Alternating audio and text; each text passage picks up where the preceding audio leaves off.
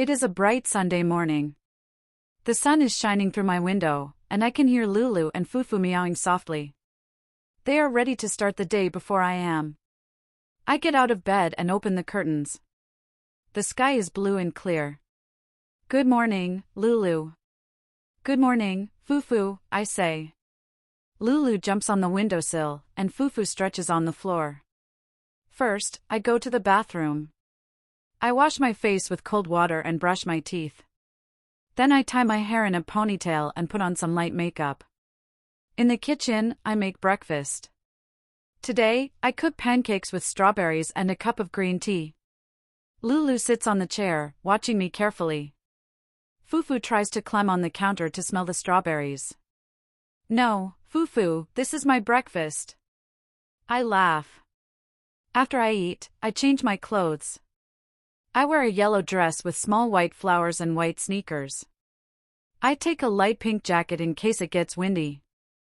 I also pack a big bag with water, snacks, a small mat, cat treats, and some toys for Lulu and Fufu. At around 10 o'clock, we leave the apartment. Lulu walks proudly with her little blue harness, and Fufu wears a red one. People in the street smile when they see us. One woman says, "Oh, I've never seen cats walking like dogs before." I smile and say, "They love the park." When we arrive, the park is full of life. Children are playing, couples are walking, and people are having picnics. We find a nice spot under a tall tree near the pond. I put down the mat, and the cats explore.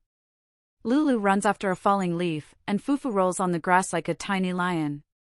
A man with a guitar sits on a bench nearby. He starts playing soft music. Lulu looks curious and sits to listen. Fufu just lies down and closes her eyes. She enjoys the sunshine. Then something funny happens. A small boy with an ice cream walks by and drops a bit on the grass. Lulu runs over and tries to lick it. "Oh no, Lulu, that's not for you," I say, laughing. The boy laughs too and says, "Your cat likes ice cream." His mom smiles and takes a picture of us. Later, I meet an older woman who is feeding birds. She asks, "Do your cats chase the pigeons?"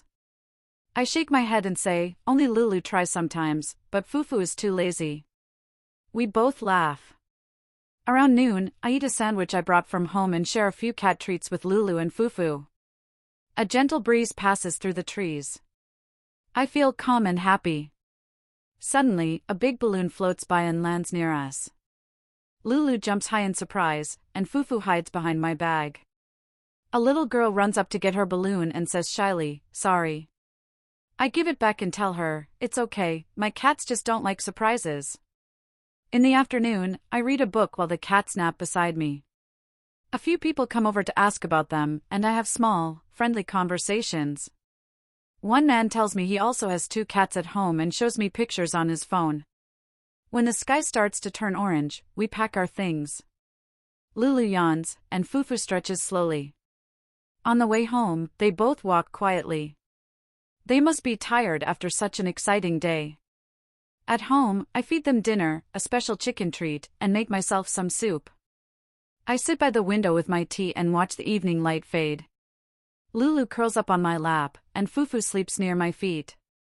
It was a funny, peaceful, and beautiful day, just me, Lulu, and Fufu enjoying the world together. Don't forget to subscribe and like for more English stories.